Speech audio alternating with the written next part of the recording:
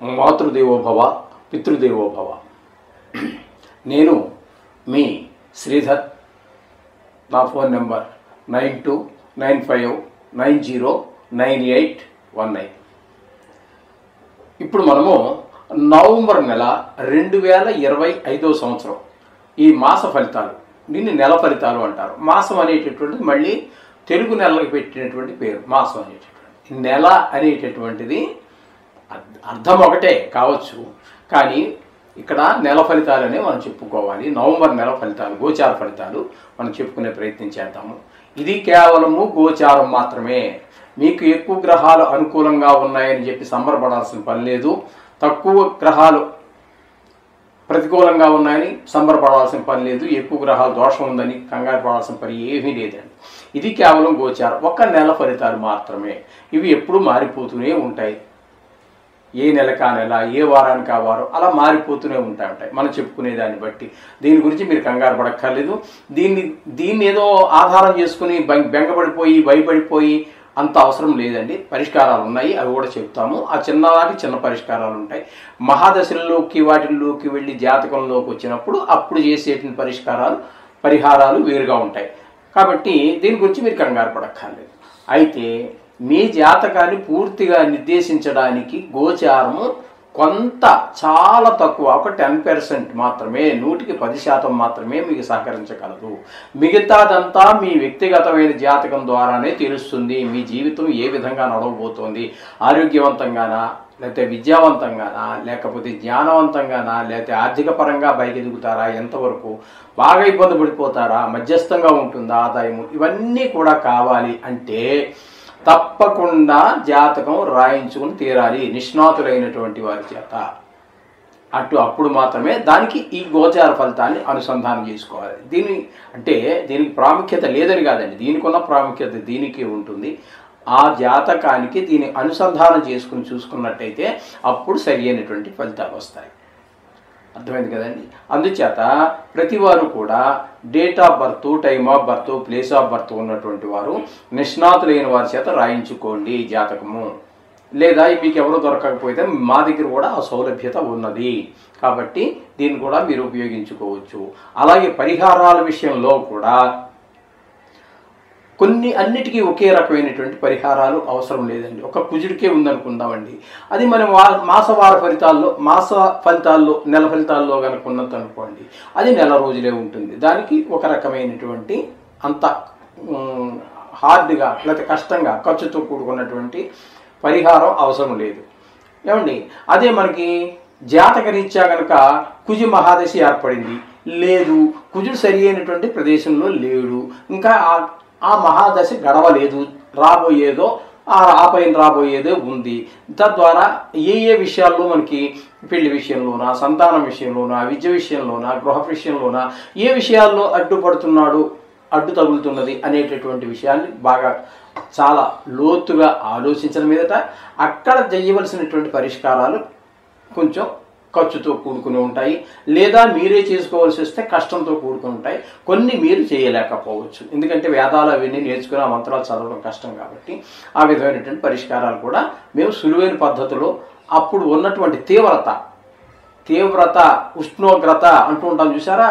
జ్వరం ఉష్ణోగ్రత ఎంత ఉంది, ఇప్పుడు వేసవకాలం వచ్చింది, వేసవకాలంలో ఎన్ని డిగ్రీలు ఉష్ణోగ్రత ఉందంటాం. ఉష్ణోగ్రత అనేది ఒక పదం కాదు,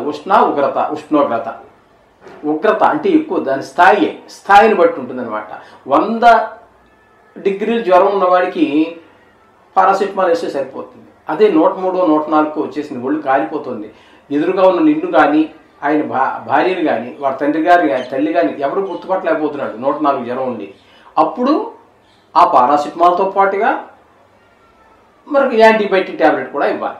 ఇవ్వకపోతే అది పని జరగదండి, చాలా ఇబ్బంది. ఇటువంటివి ఉంటాయి కొన్ని. ఆ తీవ్రతను బట్టి దాన్ని బట్టి ఆ డోసేజ్ పెంచడం. అలాగే మన ఇక్కడ ఆ గ్రహ దోషాలను బట్టి గోచార రీత్యానా, జాతక రీత్యానంలో కూడా స్థాన రీత్యానా ఏంటనేది దాన్ని బట్టి ఉంటుంది.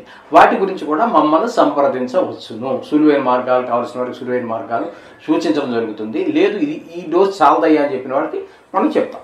ఓకే, ఇదండి ఈ విషయం. దీని గురించి కంగారు పడాల్సిన పని లేదు. ఓకే. వృషభ రాశి వారికి నవంబర్ నెల 2025 సంవత్సరంలో గోచార ఫలితాలు ఏ విధంగా ఉన్నాయని తెలుసుకునేటువంటి ప్రయత్నం చేద్దాము. ఇది సశాస్త్రీయం అండి.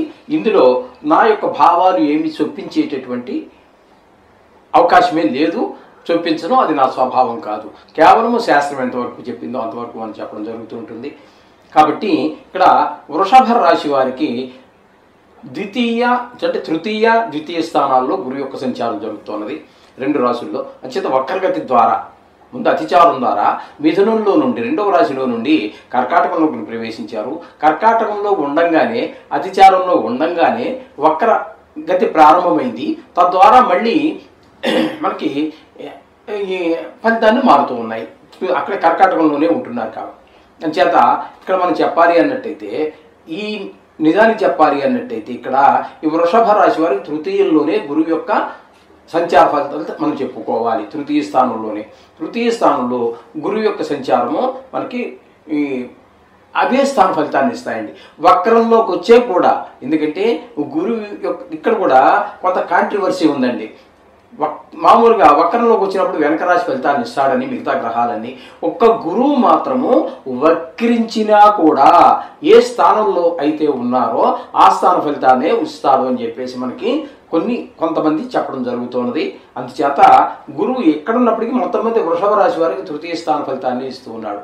కాబట్టి ఇక్కడ మనం చెప్పుకోవాల్సింది ఏంటంటే గురువు యొక్క ప్రభావం మన మీద అంత శుభప్రదంగా లేదు. కాబట్టి ఇంటిలోని మన సోదరులు కావచ్చు, మన కుటుంబ సభ్యులు కావచ్చు, ఇంటి చుట్టుపక్కల వారు కావచ్చు, మన ఉద్యోగ స్థలంలో కావచ్చు, వ్యాపార స్థలంలో కావచ్చు, మనకంటే పై స్థాయి వారు కానీ, మన స్థాయి వారు కానీ, కింద స్థాయి వారు కానీ ఎవరితోటి మనకు ప్రత్యేకించి ఒక సపోర్ట్ అంటూ ఏర్పడినటువంటిది మద్దతు అయితే లభించదు. కాబట్టి మీరు ఏ పని చేసినా ఒంటరిగా చేయడానికి, నిర్ణయం తీసుకున్నా కూడా ఎవరిని అడగవలసినటువంటి పని లేదు. మీరు సొంతంగానే ఆలోచించి చేసుకోండి.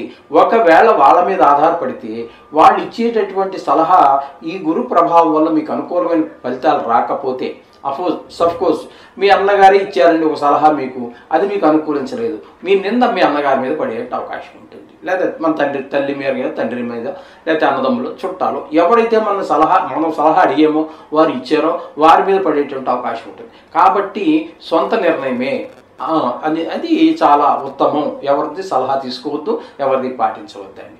ఈ విధంగా మీకు సొంత అభిప్రాయం అయితేనే మీకు చాలా ఉత్తమం అని చెప్పి తెలియజేస్తున్నాను. ఇకపోతే 4వ స్థానంలో కేతు గ్రహ సంచారం జరుగుతోంది. ఈ 4వ స్థానం దీన్ని సుఖస్థానం అంటారు. గృహ విషయంలోను, స్థల విషయంలోను, వాహన విషయంలోను, విద్య విషయంలోను, వీటన్నిటిలోనూ కూడా మీకు కేతు చతుర్థ స్థాన సంచారం శుభ ఫలితములను ఇవ్వజాలదు.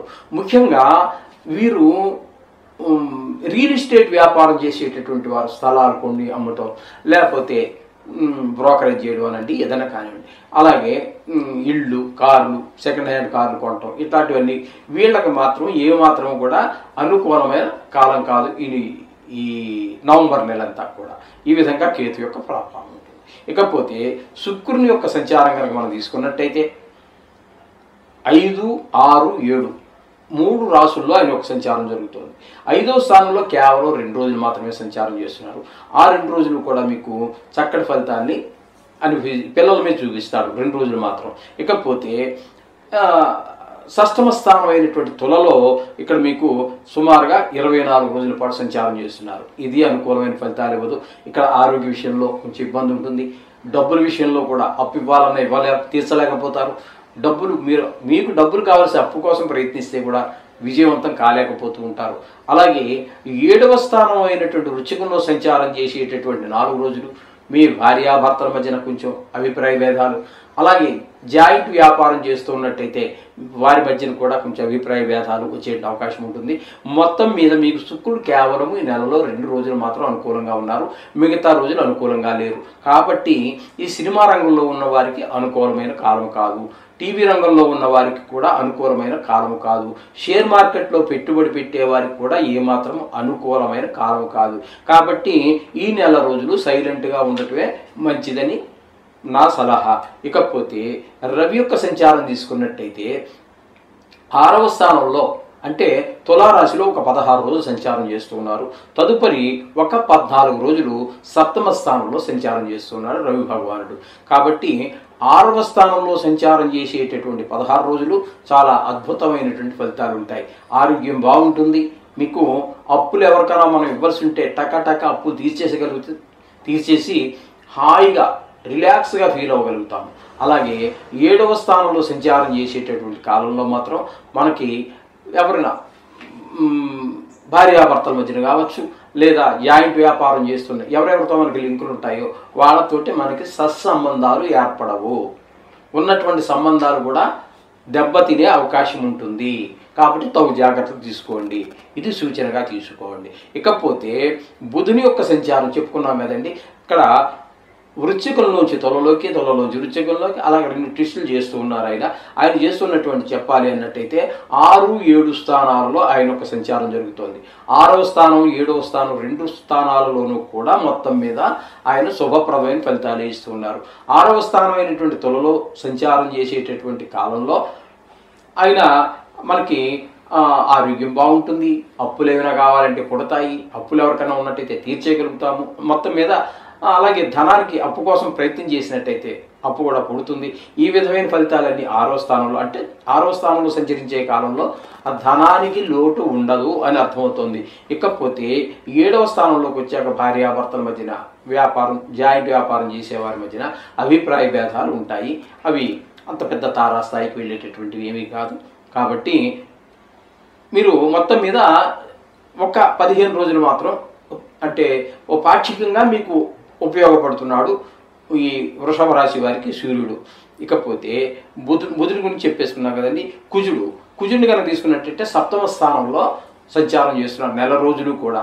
ఆ 7వ స్థానంలో చేసేటప్పుడు భార్యాభర్తల మధ్యన కొంచెం గొడవలు రావటానికి, లేదా అభిప్రాయ భేదాలు రావడానికి, ఎడమొహం పెడమొహంగా ఉండడానికి. ఎందుకంటే పూర్వకాలంలో లాగా మనసులో ఏవైనా భేదాభిప్రాయాలు ఉన్నా అవి వారు సున్నితంగా తెలియజేసేటటువంటి వారు. ఇప్పుడు ఆధునిక కాలంలో ఆ సున్నితత్వం అంతా పోయింది. మగవారి కంటే 100 రెట్లు ఎక్కువగా ఆడవారు కోపాన్ని ప్రదర్శించగలుగుతున్నారు. తీసుకునే చర్యలు కూడా చాలా ఘోరంగానే ఉంటున్నాయి. కాబట్టి ఆ భార్యాభర్తల మధ్యన కొంచెం అభిప్రాయ భేదాలు గట్టిగానే ఏర్పడే అవకాశం ఉంటుంది. 7వ స్థానం రవి కదా, కొంచెం ఇదే స్టామినా ఎక్కువ ఉంటుంది. పెద్ద రాజు కదండి, నవగ్రహాల రాజు కాబట్టి ఆ విధంగా ఉంటాయి. ఈ విధమైన ఫలితాలన్నీ సూర్య భగవానుడు 2వ భాగం అంతా కూడా ఆ విధంగా ఇస్తూ ఉన్నారు. ఇకపోతే 10వ స్థానంలో రాహుగ్రహ సంచారం జరుగుతోంది. 10వ స్థానంలో రాహుగ్రహ సంచారం వల్ల ఉద్యోగ విషయాలలో అప్ అండ్ డౌన్స్ ఉండేటువంటి అవకాశం ఉంటుంది. సడన్గా అప్పుల్లో తీసుకెళ్తాడు, మళ్ళీ టక్కని కింద పడేస్తాడు. మొత్తం మీద ఈ 4 రోజులు పూర్తిగా ఉద్యోగ విషయంలో మాత్రం ముఖ్యంగా దానివల్ల వచ్చేటటువంటి ఉద్యోగం వల్ల చేయటం వల్ల ఏదో ఆదాయం కోసమే కదండి చేస్తాం. ఆ విషయాల్లో హెచ్చు తగ్గులు ఖచ్చితంగా కనబడతాయి. కొంచెం ఇబ్బందులు ఉంటాయి, దాంతోపాటు హెచ్చు తగ్గులు ఉంటాయి. ఈ విధమైన ఫలితాన్ని రాహు 10వ స్థానంలో ఉండి ఇవ్వబోతూ ఉన్నారు. అలాగే శని భగవానుడు ఏకాదశి స్థానంలో ఉన్నారు. కానీ 28వ తారీఖు వరకు ఆయన వక్రగతిలో ఉన్న కారణంగా ఆయన కూడా 10వ స్థాన ఫలితాన్నే 28 రోజులు ఇవ్వబోతున్నారు. అక్కడ రచ్చంగా ఇప్పుడు రాహు ఏ విధంగా ఉద్యోగ విషయంలో మనకి ఇబ్బందులు కలగజేస్తున్నారో ఆ విధంగా ఉద్యోగ విషయంలో ఇబ్బందులు కలగజేస్తున్నారు. కానీ రాహువు మధ్యలో ఒకసారి కొంచెం పైకి లేచేటటువంటి చిన్న మనకు ప్రోత్సాహాన్ని ఇస్తాడు. శని భగవానుడు ఆ ప్రోత్సాహాన్ని కూడా మీకు 10వ స్థానంలో ఉద్యోగ విషయంలో, వ్యాపార స్థలంలో ఎక్కడ మీకు ఆ విధమైన ప్రోత్సాహం చిన్నపాటిది కూడా ఉండదండి. రాహు వల్ల చిన్నపాటిది ఉండే అవకాశం ఉంటుంది. కానీ ఒక్క 2 రోజులు మాత్రం మీకు అక్కడ ఏకాదశి స్థానంలో సంచారం చేస్తున్నారు. ఆ 2 రోజులు మాత్రం మీకు ఆ శని భగవానుడు అనుకూలమైన ఫలితాలు ఇస్తాడు. ఈ విధమైనటువంటి గ్రహచారం అంతా కూడా మనకి వృషభ రాశి వారికి కనిపిస్తూ ఉన్నది.